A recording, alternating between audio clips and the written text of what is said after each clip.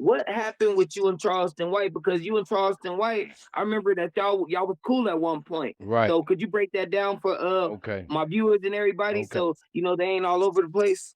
Yeah, this just talking, homie.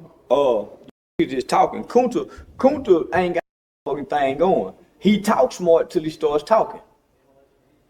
Like the 607 monk nigga, they sound smart till you start asking them nigga about paying bills, about what do you got a house, who you live with, do you own a car, is your child support caught up? Them niggas sound smart till you start asking them type of questions. So between the 607 nigga, the Kunta nigga, and this run nigga, ask them niggas that question and they don't start sounding too smart. Right.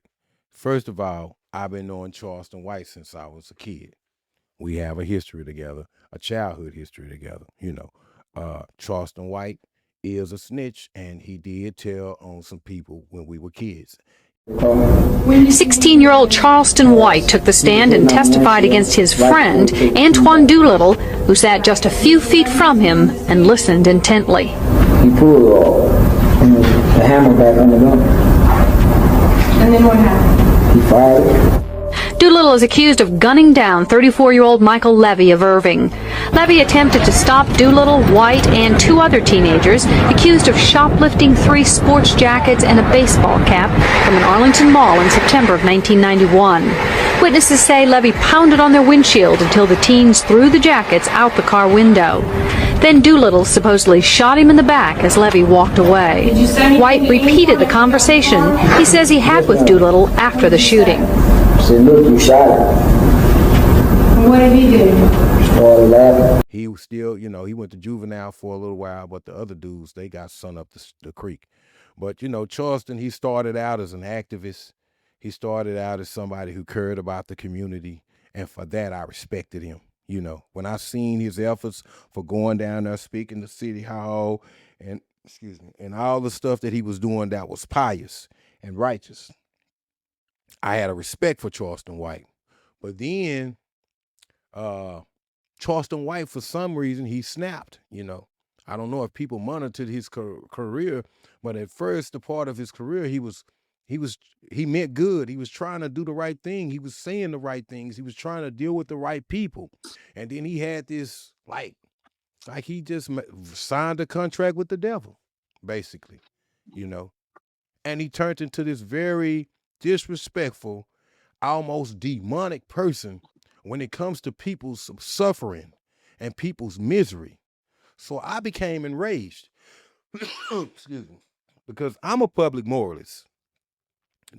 You know what a public moralist is, right? No, I don't. Can you break that down to me and my viewers? Because I don't know if anybody know. A public moralist is somebody who watches the moral fabrics of the entire, psychological collective, the collective, the moral fiber of the collective. That's someone who monitors that, another way of saying it, how they say the streets is talking. Mm-hmm. A public moralist is one who analyzes the things that the streets say, politics, you know what I'm saying? The same ideal. A public moralist would be the sister named Crockett. You see, she's a moralist. She goes up against things that she know that are not right. When people say stuff that and it doesn't break down, or it doesn't add up to a respectful narrative.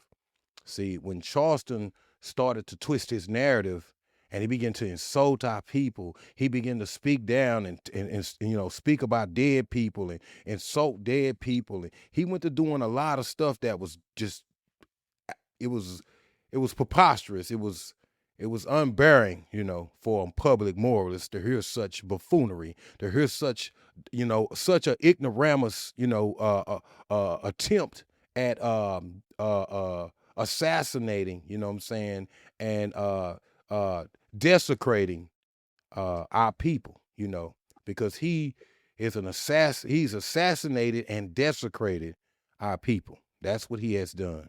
He has been a snitch terrorist, and he's lied. He's lied on people. He's snitched on people. He's double crossed people. He's done a lot of things that were a problem morally. So I became affected by it. So I had to make a judgment. I had to make a judgment on, would I continue to be his friend and be cool with all this evil stuff that he's doing, or will I decide to not be his friend and take a stand against the stuff that he's doing? So I made the decision to not be his friend because I did not believe in what he was talking about. And what he started talking about cost him our friendship. And he was so mad at it, that's why he began to jump on the internet and insult me, Kunta, you this, you gang banging this, you on all these different remarks. He tell you broke, you this, you that. Homie, just be real. You knew that I got the gas. I got gab, you know what I'm saying? I got a gift in speaking. And he wanted me to speak with him, But once I found out that he was a rat and that he was disrespecting our people, I couldn't do it. So we became rivals, of one another versus friends. Now, deep down, he's still all right with me, But just because we all right don't mean I agree with what you're talking about.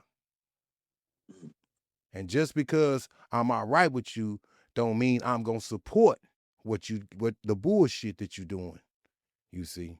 And that's what a lot of people don't have the courage to do, They don't have the courage to shut people down that they cool with, and they know the shit that person is doing is wrong. So they accept it because they cool with that person rather than using logic and reason and say, no, that's wrong what he did. Yeah, that's my partner, but that shit he did is still wrong. And I'm riding with what's right. I'm not riding with my partner.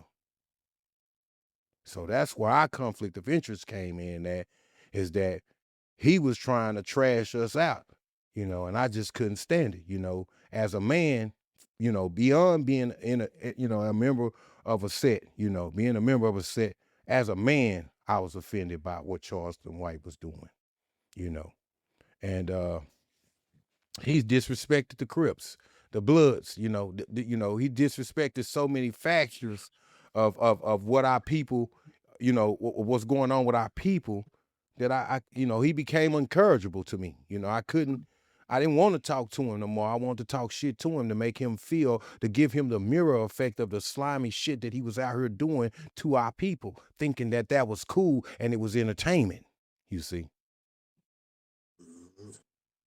So, yeah, I'm still on this bumper, with his one-eyed ass. On everything, man. But yeah, man, do you feel that sometimes he be having a point? Cause 1 minute Charleston will have a good point, but then it's like just in the next sentence, he'll go off the Richter. It's like your uncle back in the day when he let you do something bad. Yeah, you get away with the bad shit, but then he wanna, in another sense, go tell your mama on you. You know what I mean? Right. It's like that switchy moody shit. Right. Well, let me say this, and I mean this for real. It's one thing about poison. Poison tastes good. Poison always tastes good. It's always sweet. And when you mix lies with the truth, you create poison.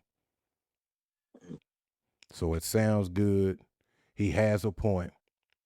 But in reality, it's tainted because it's not really the truth. It's only a relative truth. See, where Charleston is lost at, he's lost in the relative truth. Excuse me. The relative truth is only the veins that lead to the absolute truth. See, the absolute truth is the roots, you see. And that's our legacy, our culture, our intelligence, our scientific ability, to predicate and analyze information, He's not promoting that. And I don't respect him for that, is that he could have done a lot of things different. Charleston himself, he could have.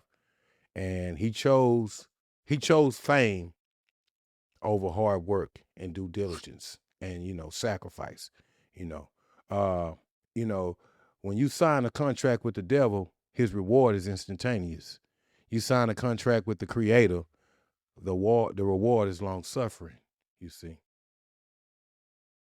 Or you know, I ain't getting into no spookism because you know people be talking about ain't no such thing as no heaven in the sky. It ain't. But who's logical enough to build one? That's true. That's true. And They always saying, well, it ain't no heaven up there. Well, why we ain't smart enough to build us a heaven up there? that's true.